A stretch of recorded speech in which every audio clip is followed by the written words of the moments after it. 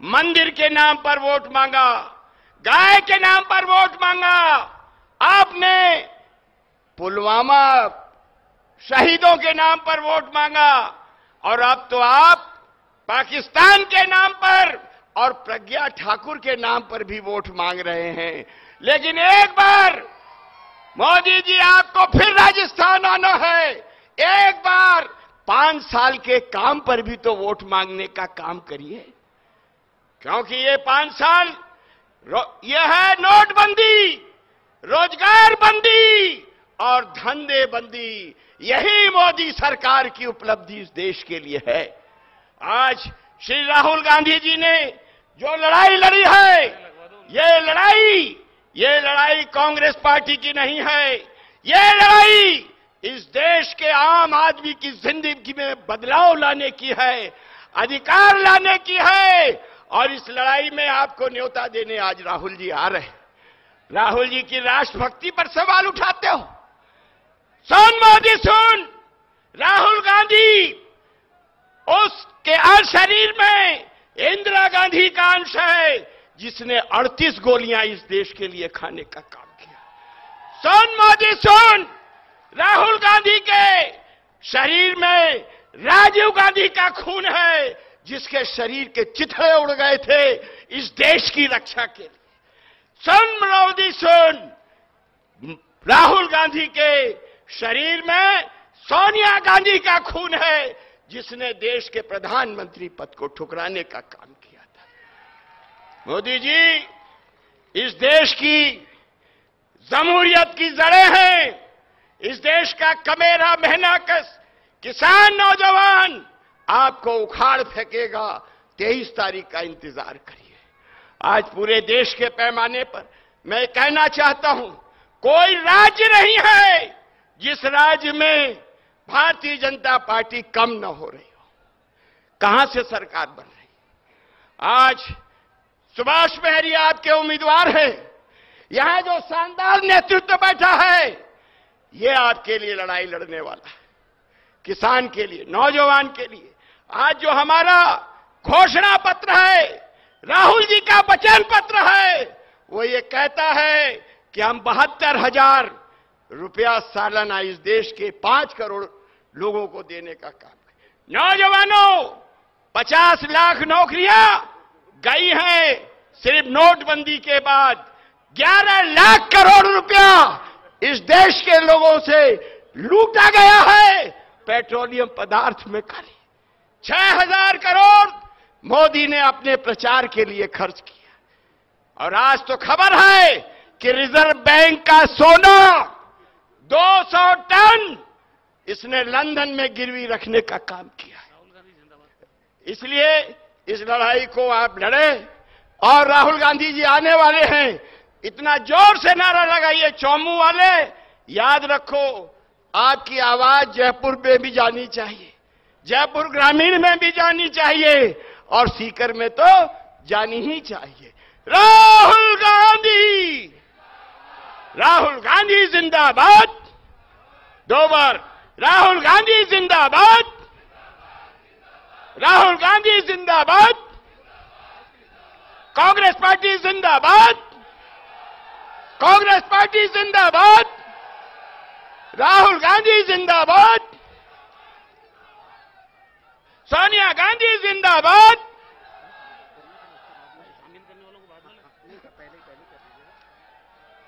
हमें आज प्रसन्नता है कि हमारे नेता राहुल गांधी जी की मौजूदगी में श्री विक्रम सिंह शेखावत, श्री कैलाश चंद्र शर्मा, श्री बजरंग सिंह कुमावत, श्री प्रदीप तिवारी, श्री ज्ञानचंद सैनी, श्री सीबी यादव, श्री पूरण बाबा, ये कांग्रेस पार्टी ज्वाइन करेंगे।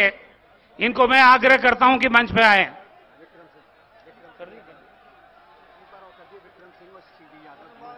विक्रम सिंह जी, पूरण बाबा कर दिया। विक्रम सिंह जी और सीबी यादव जी मंच पे आ जाएं।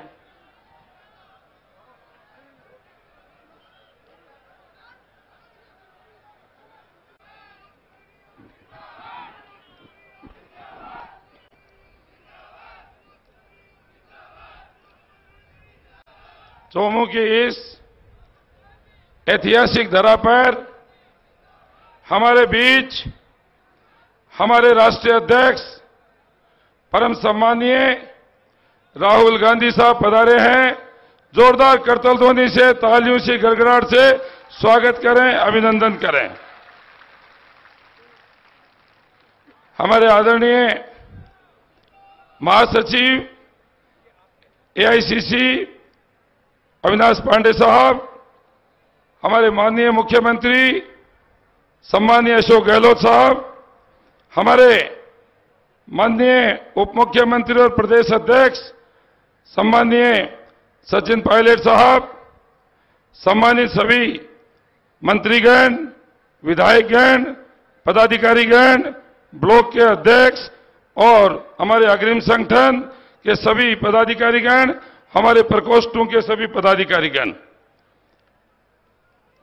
आदरणीय सीकर लोकसभा क्षेत्र जो 20,41,000 मतदाताओं का 8 विधानसभा क्षेत्रों में फैला हुआ, 9 पंचायत समितियां, 8 नगर पालिकाएं, 1 नगर परिषद, 343 ग्राम पंचायतें, 7,800 वर्ग किलोमीटर का ये इलाका शेखावाटी की वो वीर भूमि है जो देश की रक्षा पंक्ति पर सबसे पहले छाती पे गोली खाने के लिए पहली पंक्ति में तैयार खड़ी रहती है। ये वो सारे वीर हैं। यहां के किसान, यहां के मजदूर, यहां के व्यापारी, यहां के सैनिक भाई, यहां के खिलाड़ी, पूरे देश में एक अलग पहचान है। आज से 5 साल पहले स्वामीनाथन की रिपोर्ट के नाम पर ठगा गया। आज से 5 साल पहले युवाओं को ठगा गया।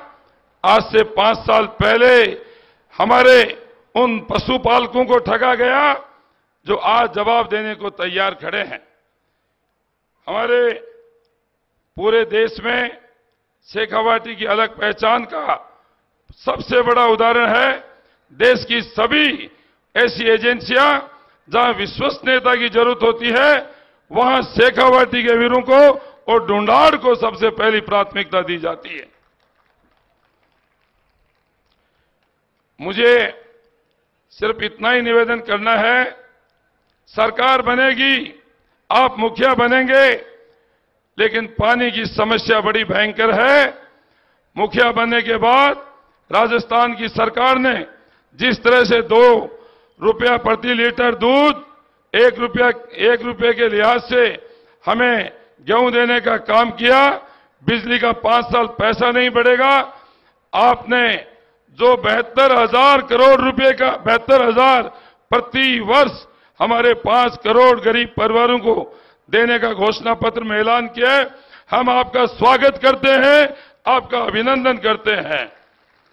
हमारे 60,000 से ज्यादा कार्यकर्ताओं ने गांव-गांव, घर-घर, गली-गली में प्रचार की डोर थाम रखी है।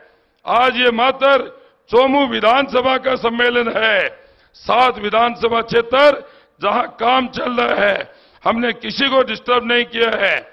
मुझे इतना ही कहना है कि हमें आपका सम्मानीय सभी नेताओं का आशीर्वाद जो चोमू को मिला है, चोमू की धरती एक बार अगर आपके सामने हम सब के बीच विश्वास दे देगी तो फिर पीछे हटने वाली नहीं है।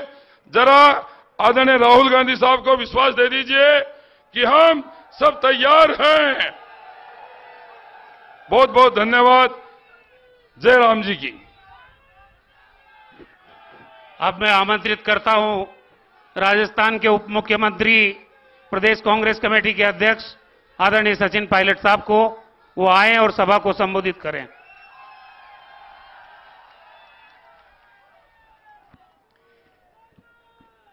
भारतीय राष्ट्रीय कांग्रेस के अध्यक्ष आदरणीय राहुल गांधी जी, प्रदेश के मुख्यमंत्री सम्मानीय अशोक गहलोत साहब, एआईसीसी के महासचिव अविनाश पांडे जी, सीकर लोकसभा क्षेत्र से हम सब के उम्मीदवार पूर्व मंत्री सुभाष महरिया साहब, मंच पर उपस्थित सभी हमारे मंत्रीगण, विधायकगण, नेतागण, साथियों, मैं सबसे पहले चोमू में एक बार पुनः राहुल गांधी जी का स्वागत करना चाहता हूं। कांग्रेस पार्टी की तरफ से, अपनी तरफ से और आप लोगों की तरफ से कृपया करके जोरदार तालियां बजा के राहुल गांधी जी का स्वागत करें। आज झारखंड में चुनावी प्रचार करने के बाद सीधा जयपुर और फिर आपके बीच राहुल गांधी जी आए हैं। प्रथम चरण का चुनाव राजस्थान में संपन्न हुआ। 13 सीटों पर वोट पड़ चुके हैं। 12 सीटों पर वोट 6 तारीख को पड़ेंगे। 3 महीने पहले आप लोगों ने आशीर्वाद देकर कांग्रेस पार्टी की सरकार इस प्रदेश में बनाई। उस वक्त भी हमारे प्रधानमंत्री नरेंद्र मोदी जी, तमाम राज्यों के भाजपा के मुख्यमंत्री, मंत्री, नेता, सबने यहां पर डेरा डाला। खूब भाषण दिए, खूब विभाजन करने वाली बातों को बोला गया, लेकिन अंत में एक पूर्ण बहुमत की सरकार राजस्थान में बनी। सभी किसानों ने, नौजवानों ने, गांव, शहर, सब लोगों ने वोट हम लोगों को दिया और हमको अपनी आपकी सेवा के लायक बनाया। आज सुभाष मेहरिया जी का चुनाव प्रचार करने के लिए, उनके लिए वोट मांगने के लिए राहुल गांधी जी खुद आपके बीच में यहां पर आए हैं। हम सब उनको सुनेंगे, लेकिन यह बात सच है कि जिन लोगों ने 5 साल तक अपने प्रत्येक वादा कर कर जनता के साथ धोखा किया है, आज वो पुनः वोट मांग रहे हैं। अगर प्रधानमंत्री जी या भाजपा की सरकार के नेता इस बात पे वोट मांगते कि 5 साल वसुंधरा जी मुख्यमंत्री थी, 5 साल मोदी जी प्रधानमंत्री थे, राजस्थान में कितने कारखाने खुले, कितने हवाई अड्डे बने, कितनी रेल चालू करी, कितना निवेश हुआ, कितने यूनिवर्सिटी कॉलेज बनाए, तो हम संवाद करने के लिए तैयार थे। लेकिन भाजपा की वो ही घिसी पिटी लाइन है, जब चुनाव आते हैं तो मंदिर मस्जिद की बात करनी है, हिंदू मुसलमान की बात करनी है, अपनी 5 साल की रिपोर्ट कार्ड जनता को दिखाने के लिए तैयार नहीं है। पूरे भारत में एक बदलाव की लहर चल रही है और कांग्रेस के नेतृत्व में यूपीए की सरकार दोबारा बनेगी। 23 मई को मतगणना होगी तो ना सिर्फ सुभाष मेहरिया जी यहां से जीत कर जाएंगे, लेकिन राजस्थान और तमाम देश भर के हमारे कांग्रेस के उम्मीदवार जीत कर जाएंगे। साथियों, कल सुभाष मेहरिया जी के क्षेत्र में पाटन में मैं सभा कर रहा था, तो सुभाष मेहरिया जी का गला बैठा हुआ, आपने देखा, बहुत भाषण दे रहे हैं। तो कल अपने भाषण में बोल रहे थे कि भाई मैं 10 साल से वार्ड मेंबर नहीं बना, अब जनता के हाथ में है मेरा भविष्य। तो मैं आप सब लोगों की तरफ से सुभाष मेहरिया जी को आश्वस्त करना चाहता हूं कि आप भूल जाओ सरपंची और वार्ड मेंबर को, आप सीधा दिल्ली जाओगे, संसद में जाओगे, हम सबके वकील बनकर आप काम करोगे। और राहुल गांधी जी ने जिस प्रकार 3 राज्यों में कांग्रेस पार्टी को जीत दिलाई, प्रधानमंत्री से वो कठोर और कठिन सवाल पूछे, भ्रष्टाचार के बारे में, रोजगार के बारे में, किसानों की आत्महत्या के बारे में, कोई जवाब प्रधानमंत्री जी दे नहीं पा रहे हैं। वो सिर्फ आरोप लगा रहे हैं। आज भी आरोप लगा रहे हैं कांग्रेस की सरकार पर, मनमोहन सिंह जी पर। आज गैस का सिलेंडर 1000 रुपए का हो गया, पेट्रोल डीजल देसी घी से महंगा हो गया, किसान लगातार आत्महत्या देश में कर रहे हैं, लेकिन वो जवाब देना नहीं चाहते। इसलिए आप लोगों से मैं करबद्ध निवेदन करता हूं कि हमारी सरकार ने 3 महीने में जो जो वादे किए थे उन सभी पर काम करना चालू किया है। आचार संहिता खत्म होने के बाद उस तमाम घोषणा पत्र के वादों को हम जनता के सामने कारगर करेंगे। लेकिन आज आप लोगों से अपील करते हैं कि ये जाति, धर्म, भाषा, इन बातों से ऊपर हटकर कांग्रेस की निशान, कांग्रेस का पहचान, ये हाथ का पंजा है। 125 साल से कांग्रेस पार्टी ने खून पसीने से इस देश की धरती को सींचा है।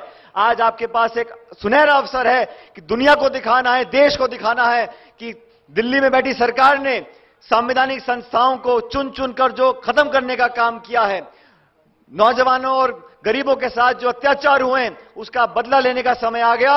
6 तारीख को मतदान करके हाथ के निशान का बटन दबाकर सुभाष मेहरिया जी को जिताकर भेजो। मैं आपको पूरा विश्वास दिलाता हूं, चोमू के लोगों को, राजस्थान के लोगों को, कि आप जिताकर भेजोगे। प्रदेश की सरकार आप लोगों की सेवा में कोई कमी नहीं आने देंगे। कितना पैसा चाहिए, कितनी धनराशि चाहिए, पूरा विकास आपके क्षेत्र का होगा। लेकिन मैं धन्यवाद करना चाहता हूं राहुल गांधी जी का कि आपके नेतृत्व में कांग्रेस पार्टी ने जिन 3 राज्यों में सरकार बनाई है, अब समूचे भारतवर्ष में कांग्रेस का तिरंगा फहरेगा और हम लोग एक नई सरकार का निर्माण 23 तारीख को करेंगे। इस निवेदन के साथ कि 6 तारीख को हर व्यक्ति, हर महिला, नौजवान, बुजुर्ग एक एक वोट कांग्रेस पार्टी को दें और सुभाष महरिया जी को लाखों के अंतर से जिताकर दिल्ली भेजें। आप सबका मैं धन्यवाद करता हूं। बहुत बहुत शुक्रिया। जय हिंद। राम राम सर। चौमू के पूर्व विधायक भगवान साय सैनी जी बालाजी की तस्वीर आदरणीय राहुल गांधी जी को भेंट कर रहे हैं, सामोद बालाजी की। अब मैं आग्रह करूंगा राजस्थान के मुख्यमंत्री आदरणीय अशोक गहलोत साहब से वो आए और सभा को संबोधित करें।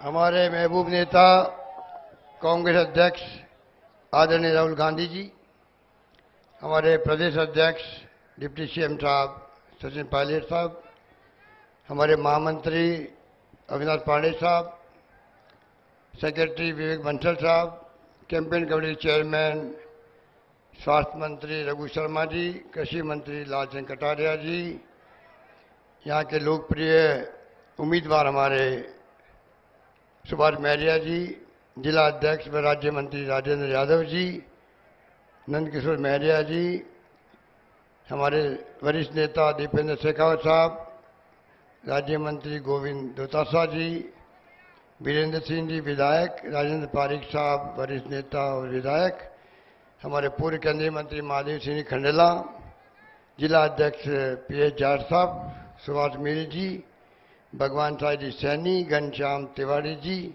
मूलचंद जी मीणा साहब जिला प्रमुख, आदरणीय रामेश्वर दयाल जी यादव पूर्व विधायक, ओम पूनिया जी और हमारे वरिष्ठ नेता मोहन प्रकाश जी, मनीष यादव जी, आलोक बेनीवाल जी, डॉक्टर करण सिंह जी, अस्कली टाक साहब, सुरेश चौधरी जी, राजा राम जी मीर साहब और तमाम हमारे उपस्थित यहाँ पर नेतागण, भाई और बहनों, नौजवान साथियों।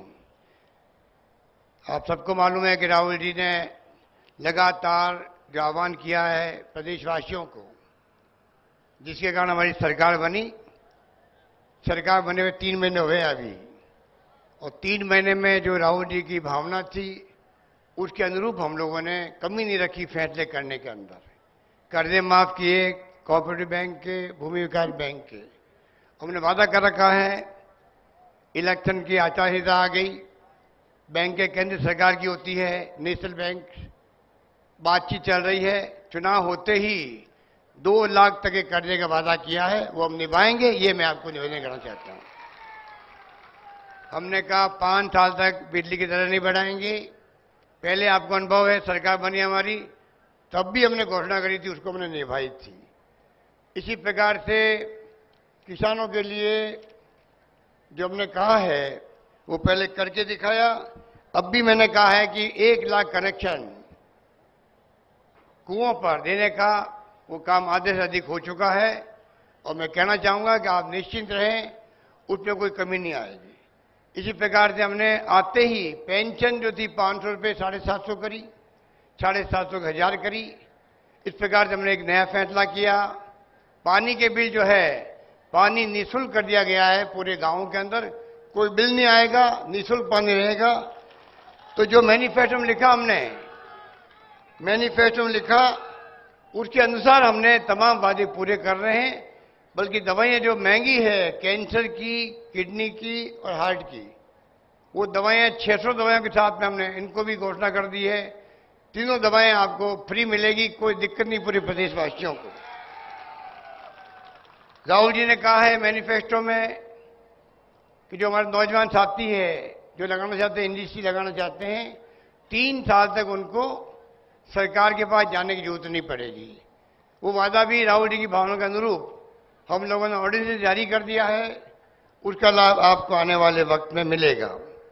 आर्थिक आधार पर आरक्षण की बात है, SC, ST, OBC के अलावा जो कानून बना है वो भी राजस्थान में लागू कर दिया गया है। तो कहने का मतलब ये है, जो कहा है राहुल जी का कहना है, या तो कहो मत, या कहो तो उस काम को करके दिखाओ। इस सिद्धांत पे कांग्रेस चलती है। मोदी जी की तरह जुमलेबाजी करना, मोदी जी की तरह जिस प्रकार से झूठे वादे किए, ब्लैक मनी लेके आएंगे, 1 रुपया लेके नहीं आए। नौकरी देंगे 2 करोड़ नौजवानों को, उसकी जिक्र भी नहीं करते हैं। महंगाई कम कर देंगे, भाव बढ़ते गए डीजल पेट्रोल के। पिंक रिवॉल्यूशन का कहा उन्होंने, आप जानते हैं कि इनके वक्त में वो क्या हुआ है। ना गंगा सफाई हुई, ना बुलेट ट्रेन आई। जो वादे इन्होंने किए देश की जनता से, वो तमाम वादे झूठे साबित हुए हैं।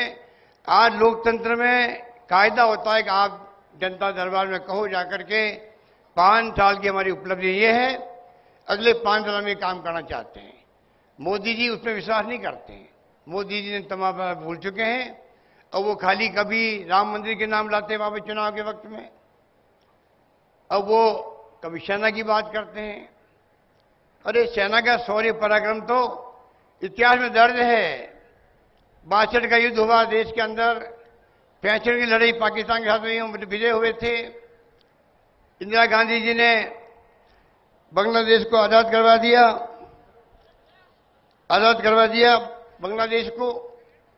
53,000 उनके कर्नल, जनरल, मेजर, सैनिक बंदी बना दिए हमारी फौजों ने, हथियार डलवा दिए, सरेंडर करवा दिए।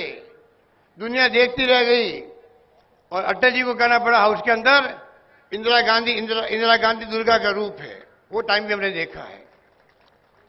क्या मोदी जी मुझे कभी सुना आपने कि हमारे देश में ऐसे ऐसे प्रधानमंत्री हुए हैं जिनके वक्त में ऐसे ऐसी सेनाओं ने अपनी शौर्य पराक्रम को दिखाया है? एक शब्द नहीं निकला। पंजाब में आतंकवाद था, कितने लोग मारे जाते थे।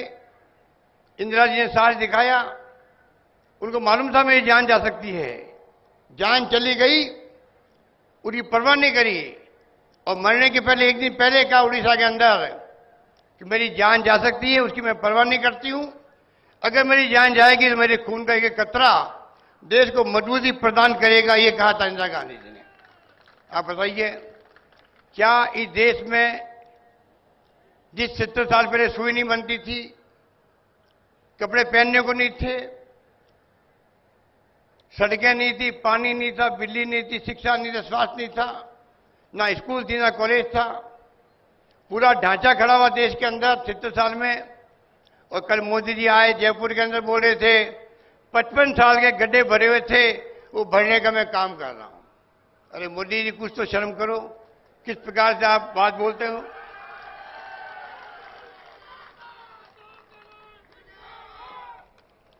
क्या क्या बोलते हैं आप, मेरे बारे में क्या क्या कहा उन्होंने। पाकिस्तान की भाषा बोल रहा राजस्थान का मुख्यमंत्री, शर्म आनी चाहिए। अरे प्रधानमंत्री जी, अगर आप चुने हुए प्रधानमंत्री हैं तो राजस्थान के चुनाव मुख्यमंत्री मैं भी हूं। आपको कोई अधिकार नहीं है कि किसी मुख्यमंत्री के बारे में बात बोलने का। इस प्रकार से किस रूप में आपने कहा पाकिस्तान की भाषा बोलते हैं। यहां की गवर्नमेंट सहयोग नहीं कर रही है, केंद्र में नाम नहीं भेज रही है, हम लोग पैसा भेजना चाहते हैं। अरे नाम भेजे हुए हैं, उनकी जानकारी में नहीं है। दिल्ली से पैसा रिलीज नहीं हो रहा किसानों का, आरोप हमारा है, आरोप हमारे पे लग रहे हैं। इस प्रकार से आप कब तक जुमले बोलते बोलते राज करोगे। आज देश में घृणा का, नफरत का माहौल है। राहुल गांधी जी की चिंता इस बात की है, उन्होंने कहा हमें कोई किसी दुश्मनी किसी से नहीं है, अदावत नहीं है। लोकतंत्र में अपनी बात करो, आपकी प्रिंसिपल, पॉलिसी, प्रोग्राम क्या है, जनता फैसला करेगी किसी को सत्ता सौंपनी है। पर आप जानते हो कि जो 2 लोग राज कर रहे हैं, मोदी जी, अमित शाह, लोकतंत्र में जिस प्रकार का भय का माहौल है, असहमति का यहां कोई स्थान नहीं है। अगर आप प्रधानमंत्री के खिलाफ बोल जाओ, सरकार के खिलाफ बोलो तो आप देशद्रोही हो। इस प्रकार से देश चल रहा है। बहुत स्थिति विकट है, लोकतंत्र को खतरा है, संविधान को खतरा है। पहचानना पड़ेगा सबको। नई पीढ़ी को गुमराह कर रहे हैं। अरे नई पीढ़ी को राजीव गांधी जी ने 18 साल का मतदान का अधिकार दिया था। ये कंप्यूटर आ गए, मोबाइल फोन आ गए, कैसे आ गए? ये राजीव गांधी का सपना था इसलिए आ गए। पर करोड़ों अरबों रुपए खर्च करके मोदी जी सोशल मीडिया के माध्यम से गुमराह करने का काम कर रहे हैं। उसको आपको हमको पहचानना पड़ेगा। इसलिए मैं कहना चाहूंगा, मैनिफेस्टो कांग्रेस का लाए, राहुल जी शानदार, पूरे देशवासियों को पूछ के लाए हैं। अभी वो खुद बताएंगे आपको। मैं तो आपको इतना ही कहूंगा, शानदार मैनिफेस्टो, चर्चा पूरे देश में हो रही है कांग्रेस मैनिफेस्टो की। और बीजेपी के मैनिफेस्टो के कोई नाम लेता ही नहीं है, ना बीजेपी खुद के नेता लेते हैं। चाहे न्याय योजना हो, शानदार योजना, ऐतिहासिक योजना है। किसानों का बजट मेरे ख्याल से विश्व में कहीं नहीं होगा।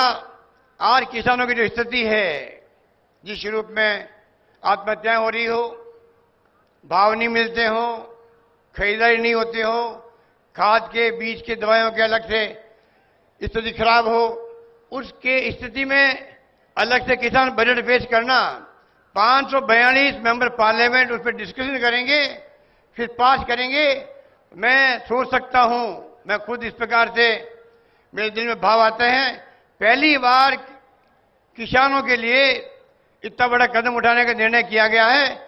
आने वाले वक्त में ना आत्महत्याएं होगी, ना किसानों की तकलीफ आएगी, फसल के पूरे दाम मिलेंगे। और मैं समझता हूं कि इस ऐतिहासिक जो निर्णय किया गया है, ये देश के इतिहास में स्वर्ण अक्षरों में लिखा जाएगा। इसलिए मैं आपको निवेदन करना चाहूंगा कि सुभाष महरिया को आप जानते हैं, पहले आपके मेंबर पार्लियामेंट भी रहे हैं, केंद्रीय मंत्री भी रहे हैं।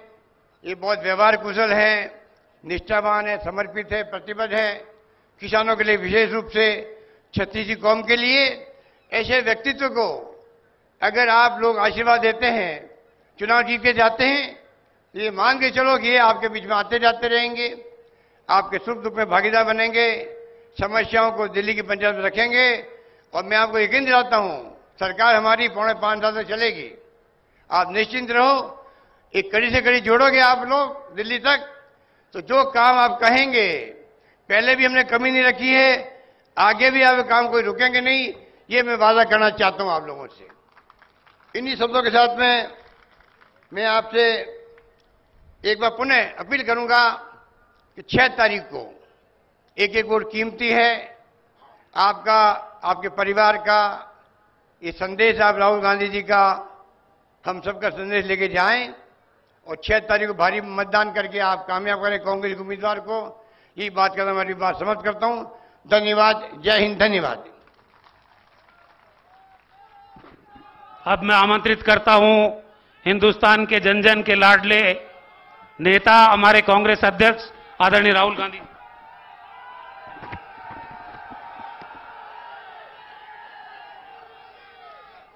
अविनाश पांडे जी, अशोक गहलोत जी, सचिन पायलट जी,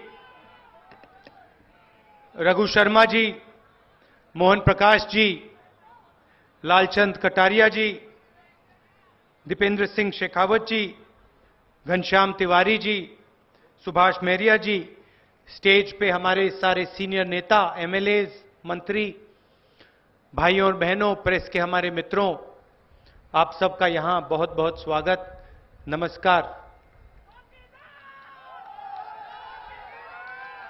देखिए, ये नारा सब जगह चला है। ये मत सोचिए कि सिर्फ सीकर में चला है। ये पूरे हिंदुस्तान में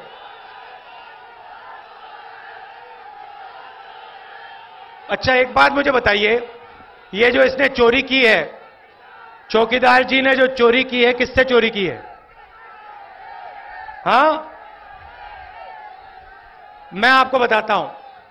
सबसे पहले और सबसे जरूरी, हिंदुस्तान की वायुसेना से चौकीदार ने 30,000 करोड़ रुपए चोरी करके अनिल अंबानी को दिए। पहली चोरी। दूसरी चोरी, 5,55,000 करोड़ रुपए 15 लोगों का चौकीदार जी ने कर्जा माफ किया है। अब हिंदुस्तान का किसान, हिंदुस्तान का छोटा दुकानदार, स्मॉल मीडियम बिजनेस वाले, युवा, उनका कर्जा 1 रुपया माफ नहीं किया, 1 का माफ नहीं किया। मगर 15 लोगों का 5,55,000 करोड़ रुपए नरेंद्र मोदी जी ने कर्जा माफ किया है। दूसरी चोरी। तीसरी चोरी, किसानों से नरेंद्र मोदी जी ने कहा था, हर किसान को मैं सही दाम दिलवाऊंगा, कर्जा माफ करूंगा, और किसान के साथ खड़ा हुआ दिखाई दूंगा।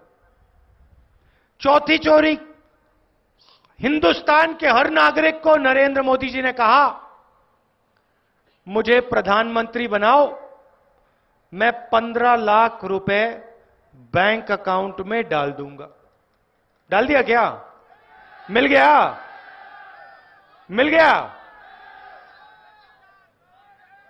अब कांग्रेस पार्टी ने पता लगाया। 5 महीने पहले मैंने कांग्रेस पार्टी के इकोनॉमिस्ट को बुलाया। मैंने कहा, देखिए, चौकीदार ने बहुत चोरी की है, लाखों करोड़ रुपए लिए, जनता को झूठ बोला, 15 लाख रुपए हर बैंक अकाउंट में डालूंगा। अब मैं सच्चाई जानना चाहता हूं, मैं सच्चाई जानना चाहता हूं, और वो सच्चाई मैं सीकर की जनता को बताना चाहता हूं। किस चीज की सच्चाई जानना चाहते हैं आप? मैं ये समझना चाहता हूं, मैंने कांग्रेस के इकोनॉमिस्ट से बोला, थिंक टैंक वालों से बोला, मैं ये समझना चाहता हूं, अगर कांग्रेस पार्टी, वो जो नरेंद्र मोदी जी का वायदा था 15 लाख का, अगर कांग्रेस पार्टी उस वायदे को पूरा करना चाहे, नरेंद्र मोदी ने नहीं किया, मगर अगर हम उस वायदे को पूरा करना चाहें, तो कितना पैसा हम गरीबों के बैंक अकाउंट में डाल सकते हैं? मुझे एकदम जवाब मिला कमरे में, राहुल जी ऐसी क्या बात कर रहे हैं आप? ऐसे थोड़ी होता है, सरकार ऐसे थोड़ी बैंक में पैसा डालती। मैंने झट जवाब दिया, ऐसे पैसा नहीं डालती। तो अनिल अंबानी के बैंक अकाउंट में कौन सी सरकार ने पैसा डाला? क्या जापान की सरकार ने पैसा डाला? क्या नीरव मोदी के बैंक अकाउंट में चाइना की सरकार ने पैसा डाला? मेहुल चोकसी को क्या अमेरिका की सरकार ने पैसा दिया? नहीं। इन सब चोरों को हिंदुस्तान के चौकीदार ने हिंदुस्तान की सरकार का पैसा दिया। तो अगर ये 15 लोगों को दे सकते हैं, तो हम गरीबों को क्यों नहीं दे सकते? अच्छा, फिर मुझसे पूछते हैं, बताइए आप कितने लोगों के बारे में बोल रहे हैं, कितने लोगों को बैंक अकाउंट में पैसा डालना चाहते हैं आप? मैंने बोला, तैयार था मैंने बोला, भैया हिंदुस्तान के 20% सबसे गरीब लोगों के बैंक अकाउंट में डालना चाहता हूं। राहुल जी, 25 करोड़ लोग हैं, 5 करोड़ परिवार, आप कैसी बात कर रहे हैं? मैंने उनसे कहा, देखिए आप पता लगाइए, अगर बैंक अकाउंट में 10 रुपए डाले जा सकते हैं तो 10 बता दीजिए, अगर 5 रुपए डाले जा सकते हैं तो 5 बताइए, आप पता लगा के आइए। एक शर्त है, अर्थव्यवस्था का नुकसान नहीं होना चाहिए, नोटबंदी, गब्बर सिंह टैक्स जैसा काम नहीं होना चाहिए। अब वापस गए, कुछ दिन पहले आए, नंबर पे, कागज पे चिदंबरम जी ने नंबर लिख दिया 72,000। मैंने कहा, यह क्या है? 72,000 कितने लोगों को, 72,000 कितने समय में? ऐसे थोड़ी होगा। कहते हैं, राहुल जी 72,000 रुपए 25 करोड़ लोगों को, 5 करोड़ परिवारों को बैंक अकाउंट में डायरेक्ट सीधा हर महीने 6,000 रुपए, साल के 72,000 रुपए, 5 साल के 3,60,000 रुपए। फिर मैंने कहा, ठहरिए ठहरिए ठहरिए, अभी बात पूरी नहीं हुई। क्या सिर्फ 1 साल के लिए मिलेंगे? उनको तो 5 साल के लिए दिए। कहते नहीं। मैंने कहा, कब तक मिलेंगे? कहते हैं, राहुल जी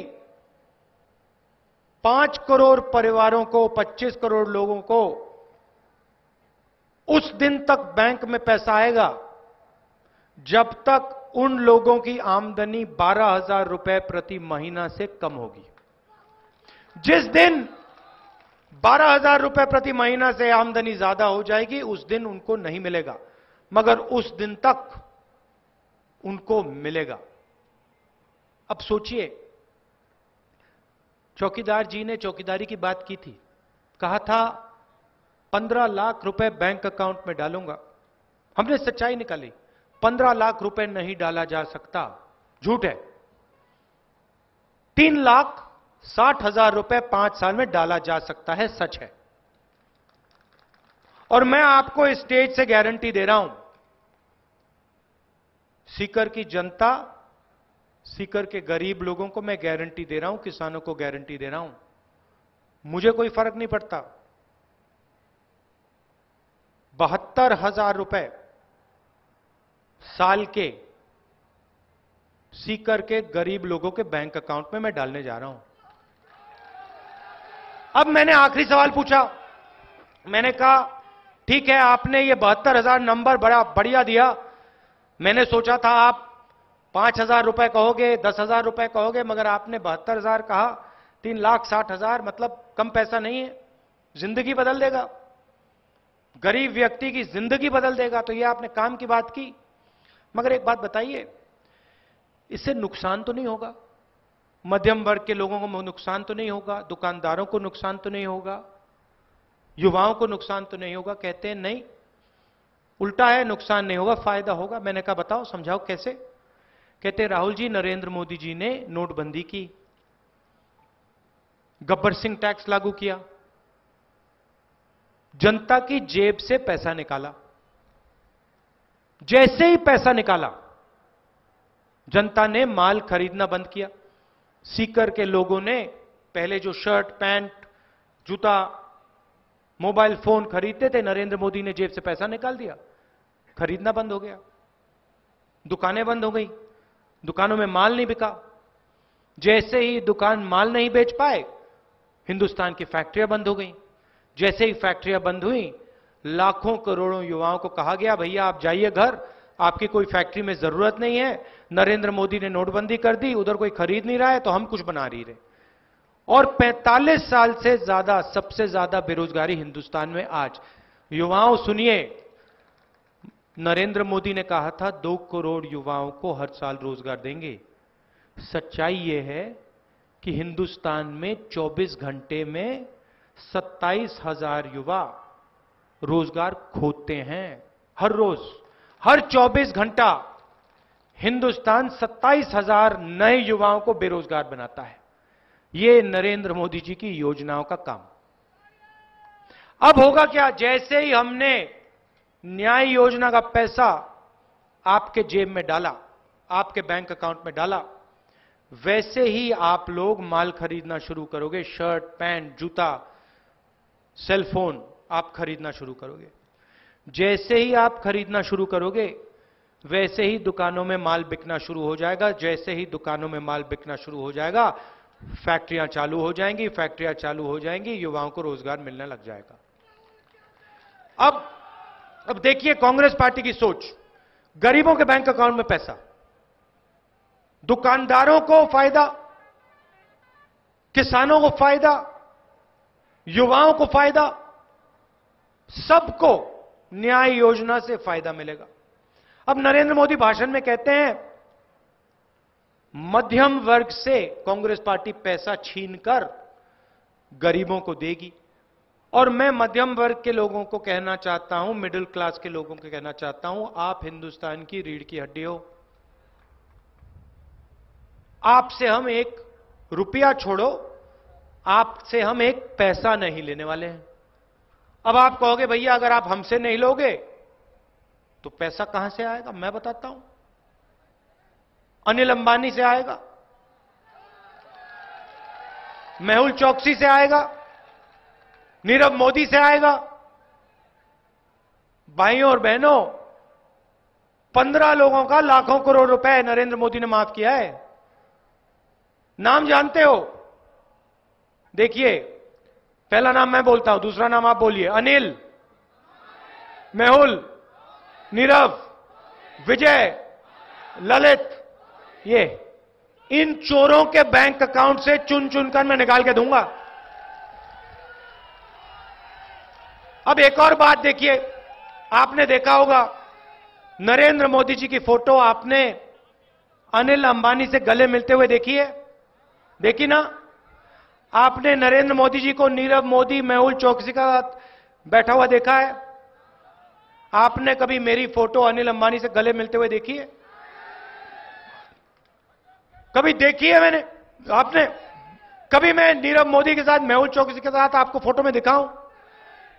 कभी नहीं, दिख नहीं सकता। मेरी फोटो आपको किसानों के साथ दिखाई देती है, युवाओं के साथ, माताओं बहनों के साथ, बुजुर्गों के साथ? सीधी सी बात है, वो 15 लोगों के चौकीदार हैं। अच्छा भैया एक बात बताओ, आपने किसान के घर में कभी चौकीदार देखा है? मजदूर के घर के सामने कभी चौकीदार देखा है? बेरोजगार युवा के घर के सामने चौकीदार होता है? अनिल अंबानी के घर के सामने कितने चौकीदार हैं? लाइन लगी हुई है, लाइन लगी हुई है चौकीदारों की। लाइन में नंबर 1 पे चौकीदार मोदी जी खड़े हैं, पहले नंबर पे। अनिल अंबानी जी बताइए क्या करा जा सकता है? आप बताइए, राफेल का हवाई जहाज का कॉन्ट्रैक्ट चाहिए, चलिए देते हैं आपको, क्या प्रॉब्लम है? एचएएल से छीन लेते हैं। एचएएल 70 साल से हवाई जहाज बना रही है, उनका क्या लेना देना, हटाओ उनको, वो तो पब्लिक सरकारी कंपनी है।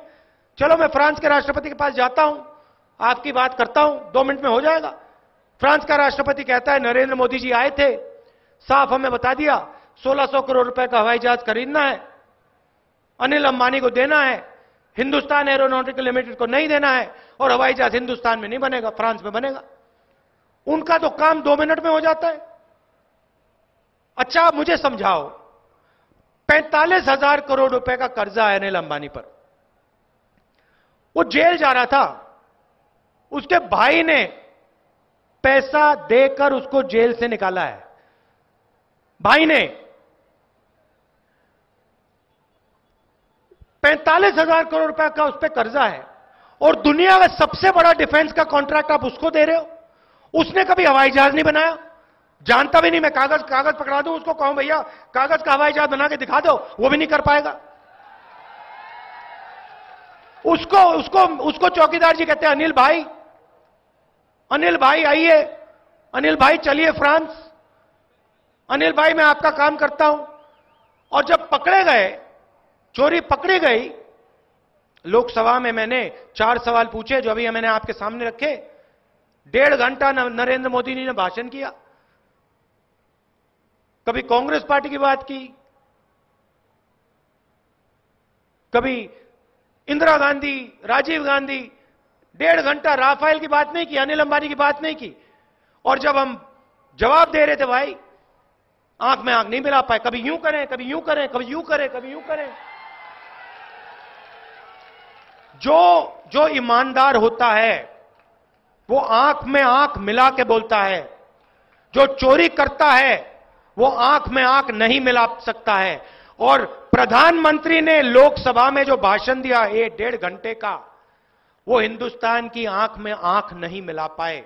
और मैंने उनको चैलेंज दिया है, चौकीदार जी आप भ्रष्टाचार की बात करते हैं, आइए मेरे साथ, आइए डिबेट करते हैं, 15 मिनट आप भ्रष्टाचार पे बोलो, 15 मिनट मुझे बोलने दो, कहीं भी आ जाऊंगा, रेसकोर्स रोड में बुलाना वहां आ जाऊंगा, पार्लियामेंट हाउस में। उनसे पूछिए 2 करोड़ युवाओं को जो रोजगार देने की बात कही थी उसका क्या हुआ, कहां गई वो बात?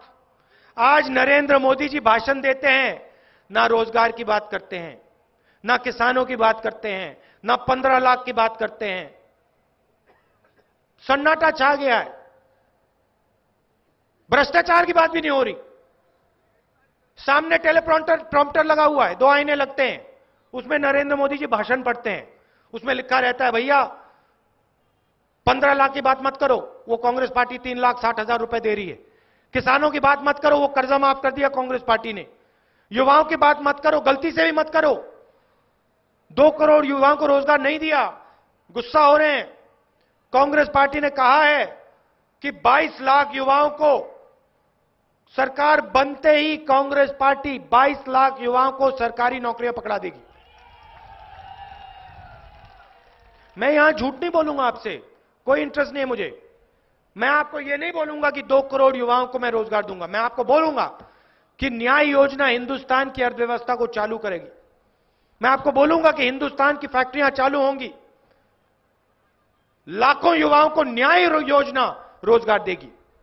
मैं आपको सच्चाई बोलूंगा कि 22 लाख सरकारी नौकरियां आज बेरोजगारी के समय खाली पड़ी हैं। मैं आपको गारंटी दे सकता हूं 1 साल के अंदर 22 लाख नौकरियां हम आपके हवाले कर देंगे। मैं आपको ये कह सकता हूं 10 लाख युवाओं को पंचायतों में रोजगार दिया जा सकता है। मैं आपको स्टेज से कह सकता हूं 10 लाख युवाओं को पंचायतों में कांग्रेस पार्टी रोजगार दे सकती है, दे देगी। मैं आपको यह भी कहूंगा कि हम युवाओं की मदद करना चाहते हैं।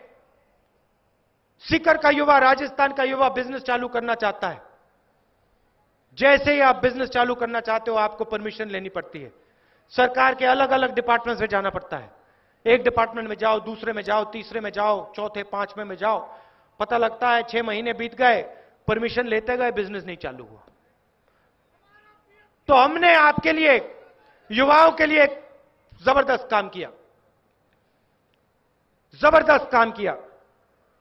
सीकर का कोई भी युवा, राजस्थान कोई भी युवा बिजनेस चालू करना चाहता है, हिंदुस्तान का कोई भी युवा बिजनेस चालू करना चाहता है, आपको किसी सरकारी डिपार्टमेंट से परमिशन लेने की जरूरत नहीं होगी। आप जाइए, बिजनेस चालू कीजिए, बिजनेस चालू कीजिए, शुरू कीजिए, पूरा दम लगाइए, हिंदुस्तान को रोजगार दिलवाइए। जब आपका बिजनेस चालू हो जाएगा, आपके साथ 30-40 लोग काम करेंगे।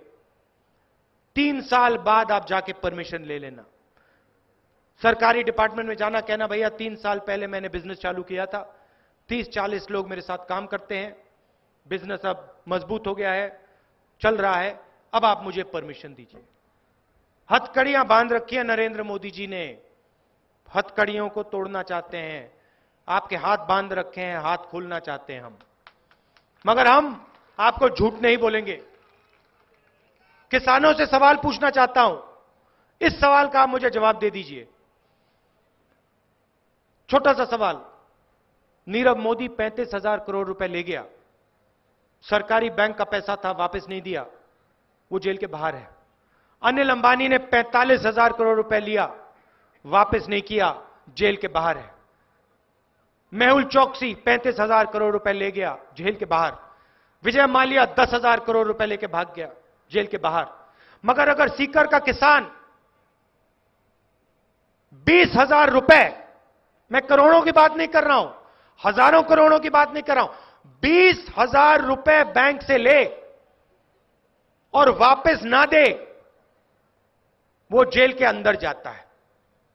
यह मुझे समझा दीजिए। हिंदुस्तान के सबसे अमीर लोग, भ्रष्ट लोग लाखों करोड़ रुपए लेते हैं, वापस नहीं देते, वो बाहर घूमते हैं। सीकर का किसान 20,000 रुपए लेता है, ईमानदारी से काम करता है, वापस नहीं देता, उसको अंदर कर देते हैं। यह आपको न्याय लगता है क्या? यह आपको सही लगता है क्या? नरेंद्र मोदी जी की सरकार है। 2019 चुनाव जीतने के बाद कांग्रेस पार्टी कानून बदलने जा रही है। सीकर के किसान, आप सुन लीजिए, 2019 के चुनाव के बाद जैसे ही कांग्रेस पार्टी की सरकार बनेगी, हिंदुस्तान का कोई भी किसान, सीकर का कोई भी किसान, राजस्थान का कोई भी किसान कर्ज ना लौटाने के लिए जेल में नहीं डाला जा सकेगा। आप चाहते हैं, मोदी जी आप चाहते हैं किसान जेल जाए? सबसे पहले आप राफेल वाले चोर को, अनिल अंबानी अपने मित्रों को अंदर कीजिए, उसके बाद हम किसानों की बात करेंगे। मेहुल चोकसी, नीरव मोदी, विजय माल्या को अंदर कीजिए, उसके बाद हम किसान की बात करेंगे। उस दिन तक जब वो बाहर है, किसान बाहर रहेगा, किसान जेल नहीं जाएगा। और किसानों के लिए अलग बजट, अलग बजट साल के शुरुआत में ही हम आपको बता देंगे। इस साल आपको इतना कॉम्पेंसेशन मिलेगा, एमएसपी इतनी बढ़ाई जाएगी, इस प्रकार का फूड प्रोसेसिंग यूनिट आपके यहां लगेगा, इस प्रकार की स्टोरेज फैसिलिटी लगेगी, इतना पैसा आपकी सरकार किसानों को देगी। पूरा का पूरा साल की शुरुआत में हम बता देंगे, दूध का दूध, पानी का पानी हो जाएगा। यह हम आपके लिए करना चाहते हैं। देखिए, एक बात समझिए, चुनाव ज्यादा से ज्यादा स्टेट्स में खत्म हो गया है। पिछले 4 फेजेस के परिणाम साफ हैं और नरेंद्र मोदी जी चुनाव हार रहे हैं। सीधी बात, सीधी बात है, नरेंद्र मोदी जी चुनाव हार रहे हैं। कांग्रेस पार्टी की सरकार किसानों की, हिंदुस्तान की जनता की, माताओं बहनों की, युवाओं की सरकार आ रही है और हम 15 लोगों की सरकार नहीं चलाएंगे। वो हमारे मालिक नहीं हैं। अनिल अंबानी, मेहुल चोकसी वो नरेंद्र मोदी जी के मालिक हैं, हमारे मालिक नहीं हैं। हमारे मालिक आप हैं। और जो ऑर्डर आप हमें दोगे, जो आप हमें कहोगे, वो हम आपके लिए करके दिखाएंगे। हम आपको अपनी मन की बात नहीं बताने आए हैं। हम आपकी मन की बात सुनकर जो आप कहोगे वो हम करेंगे। तो अब आप यहां राजस्थान में ज्यादा से ज्यादा सीटें कांग्रेस पार्टी को जिताइए, कांग्रेस पार्टी की सरकार बनाइए, हमारे प्रत्याशी को जिताइए। आप सबका दिल से बहुत बहुत धन्यवाद। नमस्कार, जय हिंद।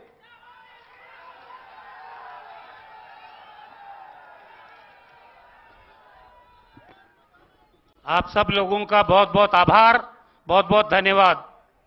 विक्रम सिंह जी के साथ कमलेश सैनी, जितेंद्र बागड़ा, भागीरथ शर्मा, प्रदीप तिवारी, कालू शर्मा और पूरण बाबा खटीक सब कांग्रेस पार्टी में सम्मिलित हुए हैं आज।